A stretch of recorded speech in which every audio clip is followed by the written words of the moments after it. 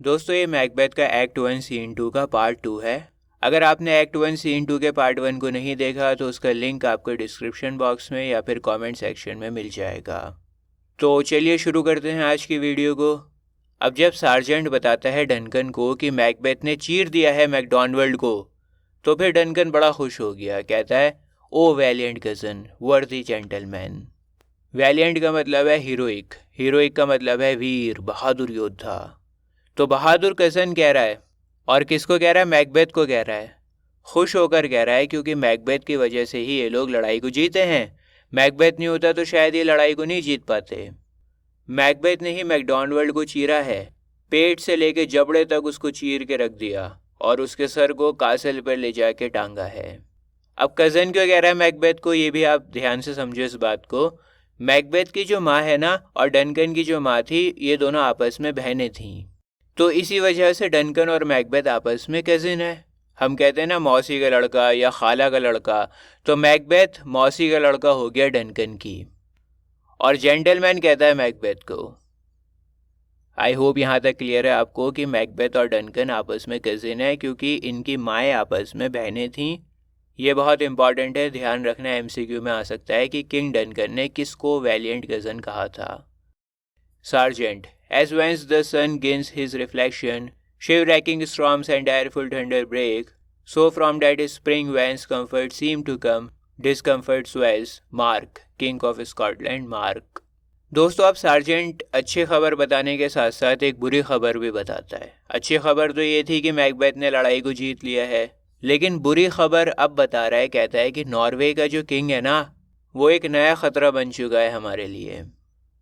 थोड़ा सा बताने का अंदाज अलग है यहाँ पर। कहता है कि जैसे ही सूरज उगा तो भयानक आंधी और डरावनी बिजली कड़कने लगी, और इस तरह से हमारी जीतने की वजह से एक नई परेशानी पैदा हो गई। जो हम जीते हैं ना, सूरज उगा है, तो सूरज उगने पर आंधी चलने लगी भयंकर और बिजली कड़कने लगी। एक नई परेशानी पैदा हो गई, और वो परेशानी कौन सी है? मैंने आपको बताया है कि नॉर्वे का किंग अब आवाज़ ऊंची करने लगा है हमारे खिलाफ। हमारे लिए नॉर्वे का किंग खतरा बन चुका है। So from that spring whence comfort seem to come, discomfort swells. और जब लग रहा था कि सब कुछ ठीक हो गया, हम लोग जीत गए हैं, हमारा सूरज उग चुका है, तभी डिस्कम्फर्ट पैदा हो गया। मार का मतलब यहाँ पर है लिसन, सुनो। तो सार्जेंट कहता है, सुनो स्कॉटलैंड के राजा, सुनो मेरी बात। No sooner justice had valour armed compelled these escaping guns to trust their heels, but the Norwegian lord, surveying vantage with furbished arms and new supplies of men, began a fresh assault. Sergeant बताता है कि जैसे ही हमने उन Irish soldiers को मार के भगाया, कंस के बारे में मैंने आपको लास्ट वीडियो में बताया था कि ये मैकडॉनल्ड की तरफ से लड़ाई कर रहे थे, फूड सोल्जर्स थे। तो जब इन आयरिश सोल्जर्स को मार के भगाया गया तो नॉर्वेजियन किंग, जो कि जासूसी कर रहा था, बहुत ध्यान से ऑब्जर्व कर रहा था, वो हमारे लिए एक नया ख़तरा बन गया। उसने नए सोल्जर्स को मैदान में उतारा और बढ़िया नोकीले हथियार थे उनके पास में। समझ में आ रहा है आपको? देखो, किंग डनकन और मैकडॉनल्ड की आर्मी आपस में लड़ाई कर रही थी। नॉर्वे का जो राजा था वो चुपचाप बैठा हुआ जासूसी कर रहा था, ऑब्जर्व कर रहा था, वो कमियां ढूंढ रहा था किंग डनकन की आर्मी की, क्या कमज़ोरियां हैं। और जब किंग डनकन की आर्मी ने मैकडॉनल्ड की आर्मी को मार के भगा दिया, तो फिर उसने नए सोल्जर्स को मैदान में उतारा जिनके पास में बढ़िया नोकीले हथियार थे, और एक नया खतरा हमारे सर पर आ गया। Duncan, dismayed not this our captains Macbeth and Banquo. Dismayed का मतलब होता है परेशान होना। तो डनकन पूछता है कि क्या इस तरह के अटैक ने हमारे कैप्टन्स मैकबेथ और बैंक्यू को परेशान तो नहीं किया? क्या उनके पसीने नहीं छूटे ये सब देखकर कि नॉर्वे का किंग आ गया लड़ाई करने के लिए और नए सोल्जर्स को लेकर आया है जिनके पास में बढ़िया हथियार, नोकीले हथियार हैं? Sergeant, yes, as sparrows eagles और the hare the lion. Sergeant कहता है, हाँ, परेशान तो किया, इतना ही परेशान किया जितना स्पैरो ईगल को कर सकती है। स्पैरो बहुत छोटी सी नाजुक सी चिड़िया होती है, देखो इस तरह की होती है ये। और आगे कहता है कि इतना ही परेशान किया जितना खरगोश एक शेर को कर सकता है। देखो, स्पैरो ईगल को परेशान नहीं कर सकती और खरगोश भी शेर को परेशान नहीं कर सकता। तो कहने का मतलब यही है कि बिल्कुल परेशान नहीं किया।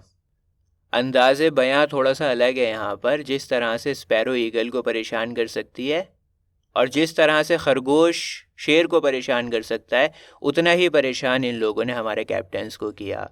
मतलब बिल्कुल परेशान नहीं किया। हमारे कैप्टन्स को कोई फ़र्क ही नहीं पड़ा। ईगल को स्पैरो से क्या फ़र्क पड़ेगा, एक शेर को खरगोश से क्या फ़र्क पड़ेगा। बिल्कुल वैसे ही हमारे कैप्टन्स को कोई फ़र्क नहीं पड़ा इनके असॉल्ट से।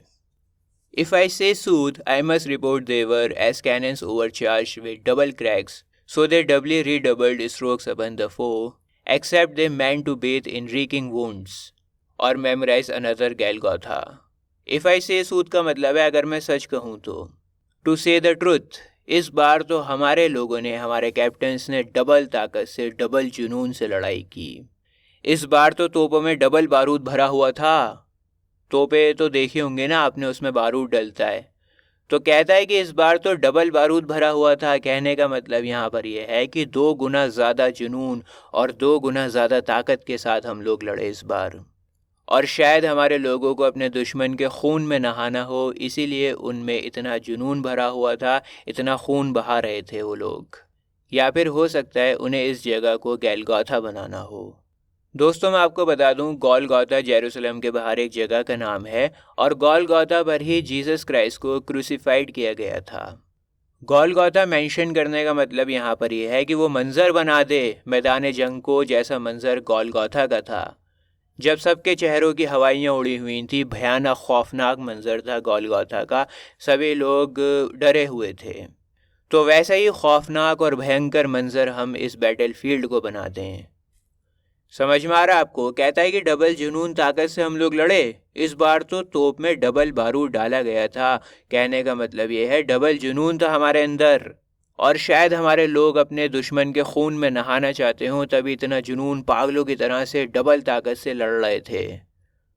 या फिर हमें इस जगह को गोलगोथा बनाना हो। जिस तरह से गोलगोथा का माहौल था एकदम भयानक, वैसा ही भयानक मंजर उस मैदान जंग को बनाना हो।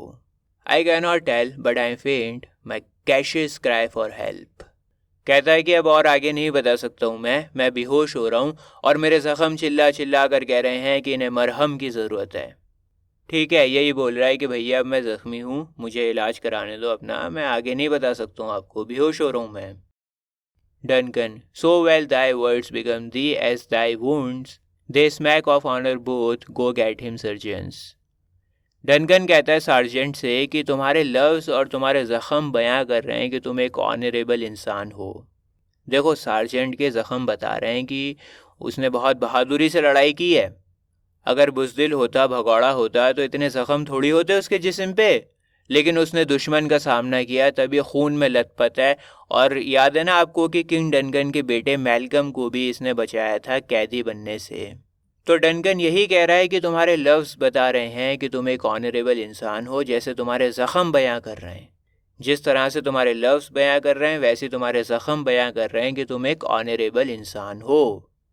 जाओ इन्हें डॉक्टर के पास में ले जाओ। इसके बाद दोस्तों जो अटेंडेंस होते हैं ना, सेवक होते हैं, वो मदद करते हैं सार्जेंट की डॉक्टर के पास में ले जाने के लिए। और फिर सार्जेंट वहाँ से चला जाता है। अब एंट्री होती है रॉस और एंगस की। ये दोनों नोबल मैन हैं। Duncan, who comes here? Duncan पूछता है कि ये कौन आया है? मैल्कम, द वर्दी थेन ऑफ रॉस। डनकन का बेटा मैल्कम है, मैंने आपको बताया था। तो वो अपने फादर डनकन को बताता है कि ये थेन ऑफ रॉस हैं, थेन ऑफ रॉस आए हैं यहाँ पर। थेन दोस्तों एक टाइटल दिया जाता है स्कॉटलैंड में। थेन स्कॉटिश नोबल होता है और कबीले का सरदार होता है thane, the head of a clan. ठीक है, तो कहता है कि थेन ऑफ रॉस आए हैं। Lennox, what a haste looks through his eyes, so should he look that seem to speak things strange. दोस्तों अगर आपको याद हो तो मैंने पिछली वीडियो में बताया था कि किंग डनकन और उनके बच्चों के साथ में लेनेक्स भी आया था। लेनेक्स भी एक नोबल मैन है और ये रॉस को देखकर कहता है कि इसकी आंखें वाइल्ड हैं, जंगली हैं, इसकी आंखों में आग है और ऐसा लग रहा है कि इसके पास में कोई बहुत ही बेहतरीन बात है बताने के लिए। होता है ना कभी कभी जब हमें कोई बहुत ही कमाल की बात बतानी होती है तो हमारी आंखों में एक अलग ही चमक होती है, आग होती है। तो वो यही कह रहा है रॉस को देखकर। कहता है कि इसकी आंखें जंगली हैं, आग है इसकी आंखों में। ऐसा लग रहा है कि इसको कोई बहुत ही इनक्रेडिबल स्टोरी सुनानी है। इनक्रेडिबल होता है जिस पर यकीन न किया जा सके, कोई ऐसी बात जिस पर यकीन ही न किया जा सके। Ross, God save the king. Ross आके वहाँ पे ग्रीट करता है किंग को, ईश्वर गॉड की रक्षा करे। डनकन, वेंस कैमिस दाउ वर्दी थेन। डनकन पूछता है कि तुम कहाँ से आए हो हीरोइक थेन, बहादुर थेन, कहाँ से आए हो तुम? Ross, from 5 great king where the Norwegian banners flout the sky and fan our people cold। Ross कहता है ग्रेट किंग, मैं 5 से आया हूँ।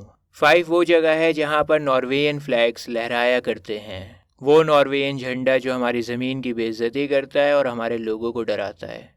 देखो मैं आपको अभी पूरा समझाता हूँ, पहले आगे देखो आप क्या लिखा हुआ है। आगे की लाइन्स आप पढ़ोगे ना आपको खुद समझ में आएगा। आगे लिखा हुआ है, Norway himself, with terrible numbers, assisted by that most disloyal traitor, the Thane of Cawdor, began a dismal conflict till that Bellona's bridegroom leapt in proof, confronted him with self-comparisons, point against point, rebellious arm against arm, curbing his lavish spirit, and to conclude the victory fell on us। Ross कहता है कि Norway के king के साथ में बहुत बड़ी army थी, और नॉर्वे का जो राजा था ना उसके साथ में गद्दार थेन ऑफ कॉडर भी था। थेन ऑफ कॉडर पहले तो किंग डनकन के साथ में था, लेकिन इसने गद्दारी करी और नॉर्वे के राजा के साथ में जाके मिल गया। तो रॉस बताता है कि नॉर्वे के राजा ने इतनी बड़ी आर्मी और गद्दार थेन ऑफ कॉडर के साथ में मिल के लड़ाई शुरू कर दी, हमला कर दिया। हमारे फोर्सेस को ऐसा लग रहा था कि अब तो गए हम काम से, हमसे ये लड़ाई नहीं हो पाएगी, हम हार जाएंगे। लेकिन जब मैकबेथ लड़ाई में उतरा, आर्मर में कवर्ड, और ऐसा लग रहा था जैसे वो बेलोना का हस्बैंड हो। मैकबेथ को कह रहे हैं कि जब वो लड़ाई में उतरा ना आर्मर पहन के, तो ऐसा लग रहा था जैसे वो बेलोना का हस्बैंड हो। दोस्तों मैं आपको बता दूं कि बेलोना एक एंशियंट रोमन गॉडेस है वॉर की। जैसे अपने इंडिया में पैसे के लिए गॉडेस लक्ष्मी हैं, बुद्धि के लिए गॉडेस सरस्वती हैं, तो वैसे ही रोम में वॉर के लिए एंशियंट गॉडेस थी, गॉडेस बेलोना। तो जब मैकबेथ लोहा पहन के उतरा मैदान में, तो ऐसा लग रहा था जैसे वो बेलोना का हस्बैंड हो। मतलब बताना चाह रहे हैं कि वॉर में इतना ताकतवर लग रहा था, इतना महान वॉरियर लग रहा था वो। और मैकबेथ की मुलाकात मैदान जंग में होती है गद्दार कॉडर से, और मैकबेथ ने कॉडर को हरा दिया। बात को ख़त्म करूं, शॉर्ट में कहूं तो हमारी जीत हो गई।